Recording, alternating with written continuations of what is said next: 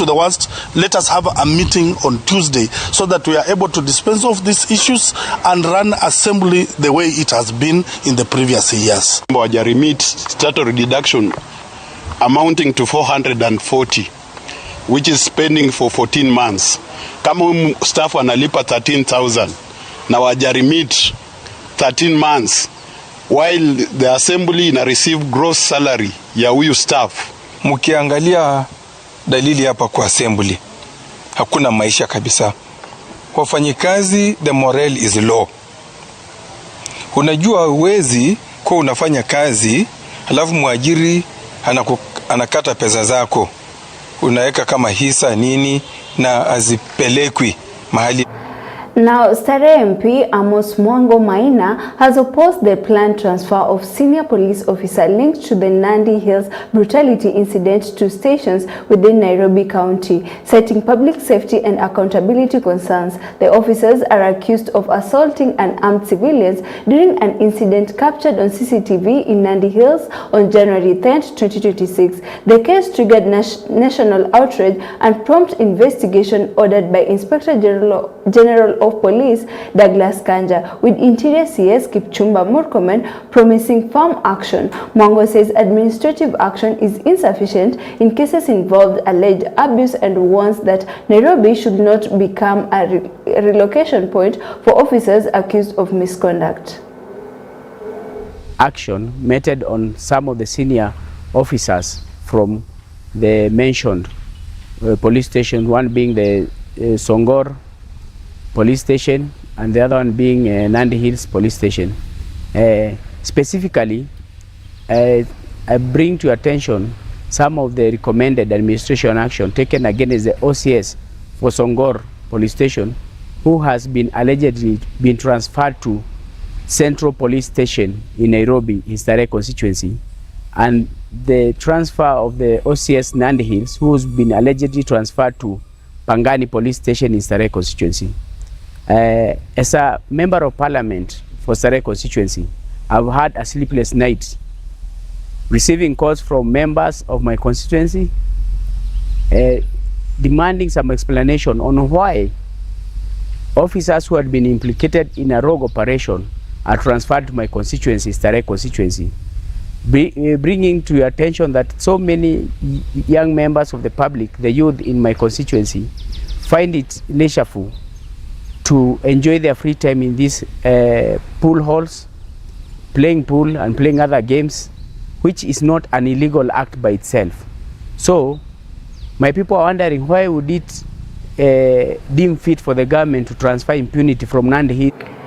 And today morning, panic and chaos engulfed Donholm Estate in Nairobi after a gas depot erupted into flames near the Total petrol station opposite Triple K. Witnesses say a fire broke out at a nearby local eatery before spreading to a clinic and eventually reaching the gas depot, triggering a series of loud explosions. County emergency response team were deployed to the scene and managed to contain the inferno before it could spread the nearby residential and commercial buildings. Hoteli iko hapa, hoteli ndio imelete maneno na kuna gas pande ingine. Sasa vile nimekuja fabricate kitambo, sasa ikuje ikaleti watu, kulikuwa na watoto juu nini. Sasa mimi kwenda kuokoa watoto, kitambo fabricate kuje. Fabricate kukuja tukaanza kushika, nikashika hiyo pipe. Ndio hii kumbe hiyo moto ilikuwa imeshika mpaka gas pande ingine, ndio ililipuka ikanigua. Mimi nikatoka kwa nyumba nikakimbia nje, nikakuja nikapata ni nyumba inachomeka. Hoteli iko in the neighborhood. In that hotel there is a gas shop in the middle, then there is another hotel. So when I came out nikapata moto imewaka. Tulikuwa wachache kwa sababu ilikuwa mapema kidogo, ilikuwa kitu kama 6:10. So nikauliza majirani, hii moto tuwezi zima kwa maji? Wakaniambia hii moto ni kubwa, haiwezi zimika kwa maji. So sikuwa nimetoka na simu.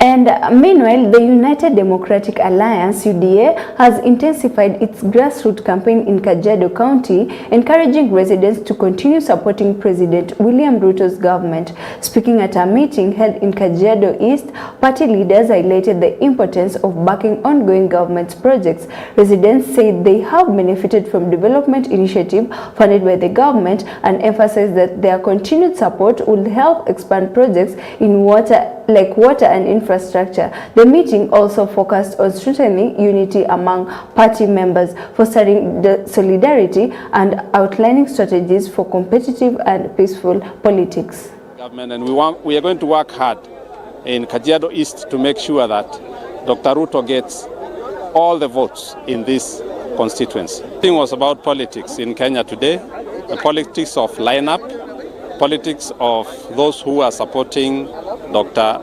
Ruto as the president, and this lineup. Tunabaki kwa serikali kwa sababu matunda yote ya nchi hii inatoka kwa serikali. Haitoki kwa watu ambaye hawana msimamo. Kajiado County, most of the development that we have in Kajiado County, compared even with the track record of the current governor of 10 years, still is what we see, is what we have as Kajiado County. So we are here, tuko hapa kusema yeye ndio tunataka kwa sasa, and also we are here also to say that we want to support Honorable Daktari William. And leaders of ODM and UDA operating under the government coalition have met with party supporters in Nairobi to discuss strategies for the 2027 general election. The leaders confirmed that talks between the parties will continue, emphasizing that ODM will maintain active collaboration with UDA. They also stated that coalition's president flag bearer will be President William Ruto. Decisions reached in this discussion will take into account parties' members' views, citizens' interest and goal of strengthening national unity.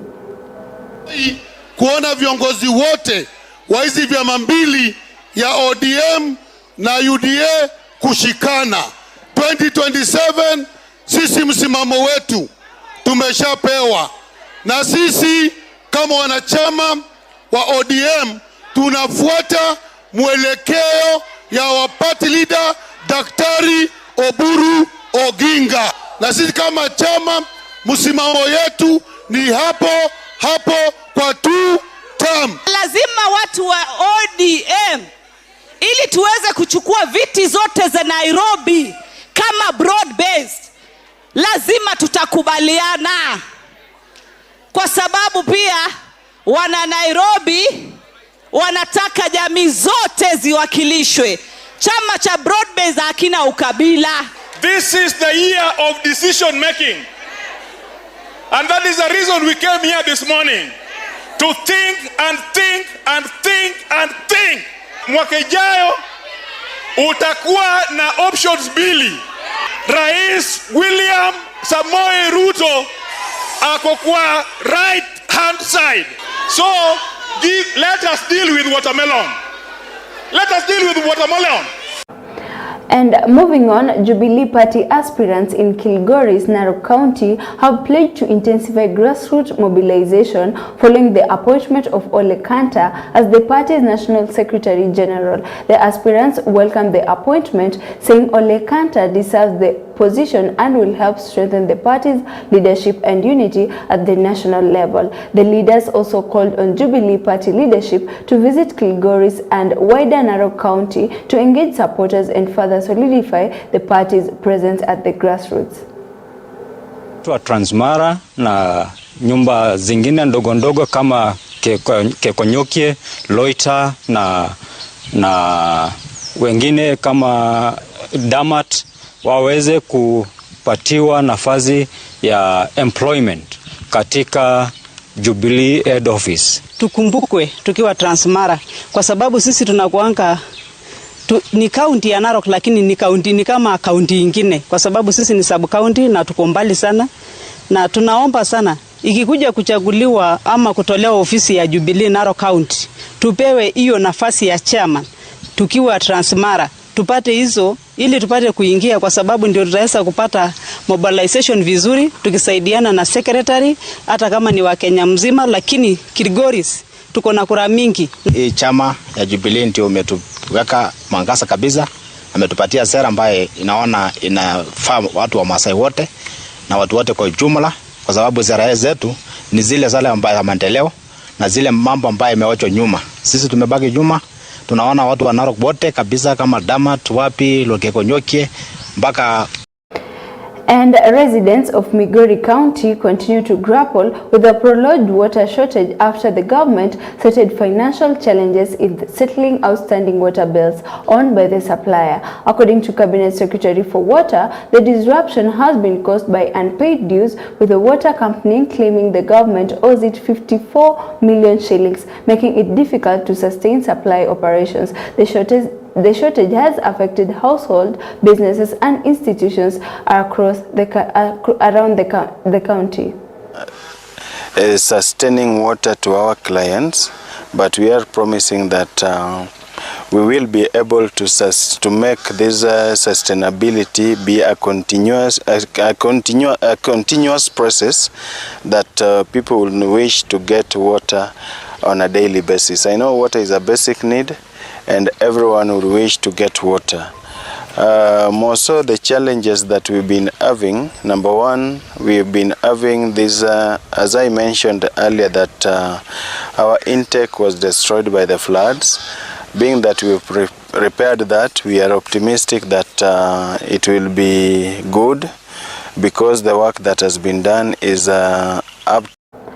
And to a sad story, a 50-year-old man has died after a tree fell on him while he was cutting it in Munyali village, Nabiswa area, Tungaren constituency in Bungoma County. The deceased, identified as David Marani, was cutting the tree together with his brother when the accident occurred. According to eyewitnesses, the tree suddenly fell and stung him on the head, causing fatal injuries, and residents rushed to rescue and alerted local authorities, but Marani succumbed to his injuries before he could be taken to hospital.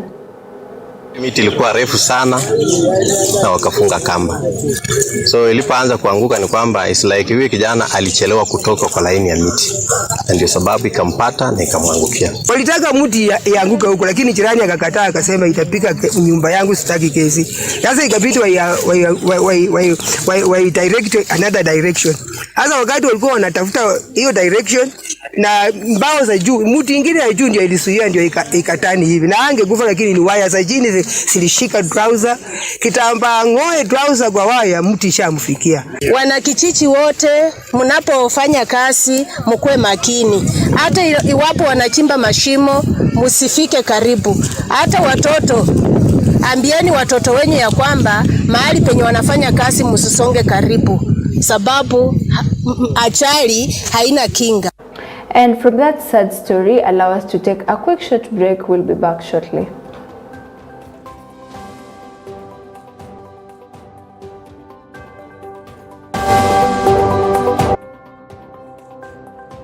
Due to the lack of reliable market for their produce, raising concerns over the collapse of an industry that once supported thousands of households. Speaking in Molo, the farmers said years of neglect, weak policies and inadequate government support have crippled the sector, making parental farming unprofitable. They noted that delayed payments and uncertainty in marketing have encouraged many growers from continuing with the crops. Nilikuwa nafanya na hii kazi wakati nilikuja hapa the year 1999, tena kaona mmea huu ni mzuri, nikapanda around 25 acres. Sasa hii nimerudisha, sasa niko na quota, nimengoa yote. Mara mingi tumepeana report kwa serikali kupitia idara ya kilimo kana kwamba wacha sekta hii ya kilimo iangaliwe, lakini inaonekana hakuna mtu anajali maslahi. Tuliambia serikali ifanye registration ya pyrethrum in America and Europe. Wameshindwa. Sasa soko ya pyrethrum ya Kenya imeisha. Tusidanganyane ya kwamba ati kuna soko. Soko imeisha kwa vile mlikosa kuregister pyrethrum as a product in US and Europe. Kwa hivyo mambo mengi ambayo tunazungumzia hapa ya kusema ati tunataka kufufua mambo ya pyrethrum, sijui mnataka kuweka and residents from Kirinyaga and Kericho's counties have expressed strong concerns over the government's plan to sell a 15% stake in Safaricom to Vodacom. Speaking during a public participation session, the residents questioned the transparency and accountability of the proposed transaction, calling for full disclosure of the terms and expected benefits to the public. They argued that Safaricom is a strategic national asset and warned that any sale of government shares should be handled openly and in the best interest of Kenyans. The funds coming out of the sale of Safaricom shares should be used strictly for intended purpose. So we totally agree and accept the president's move to see that the funds that are going to help the country move forward is going to be given. One, they are concerned that development that has been done by such initiatives raised before has only going to benefit a few parts of this particular country. People are trying to overrule us or to use our poverty. Kama ikiwa tumefika kule mwisho hatuwezi tukakopa tena. Ile soko ambayo inaweza leta pesa nzuri kwa Nairobi Stock Exchange. Kwa nini msifuatilie? Mnasema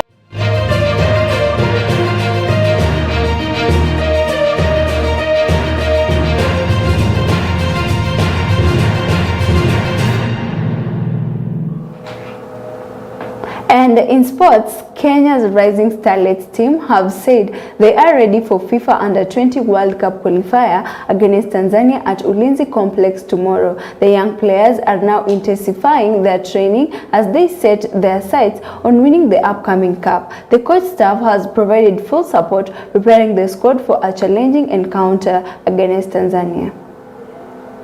Tunaenda kupeana hizo 3 points na pia kwa ndio tukienda huko hadi wakilock tuko tumeshamaliza game huko home. For me, acha niseme hiyo experience ilikuwa poa kwenda FIFA Under 17, ilikuwa experience poa sana na tuliona nini huko World Cup.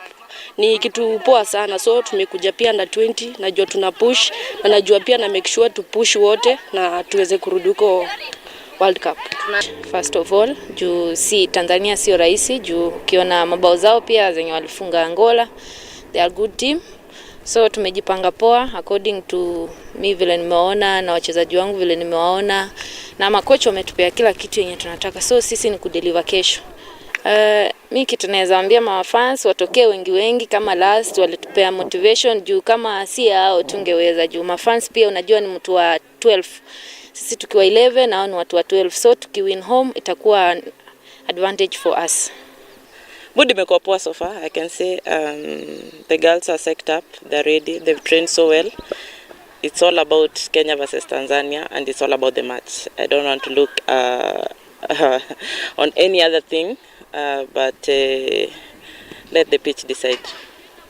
If you win your first match, I think it's a plus for us, and then we don't know what might happen away, but of course we have home advantage, which we are going to use it well. So yeah, we are going for maximum points tomorrow to make it easier second leg.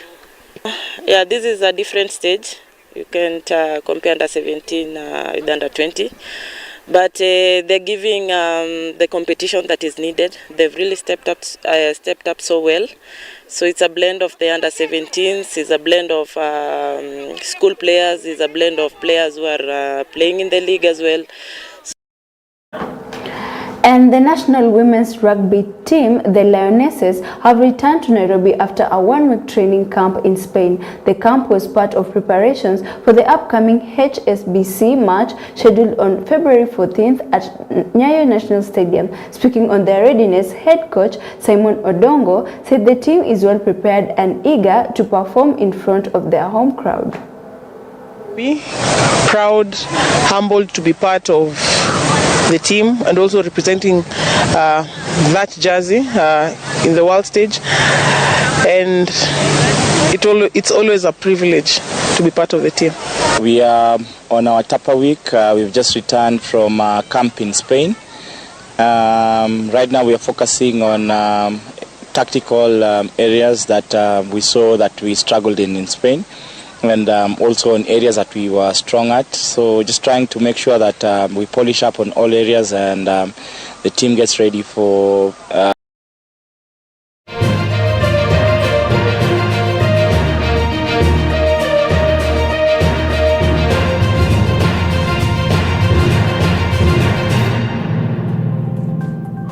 And finally, it's a wrap for EBN Weekend Edition. Many thanks for watching. My name is Leticia Afandi, and our sign language interpreter is Laura Omondi. Have a lovely evening.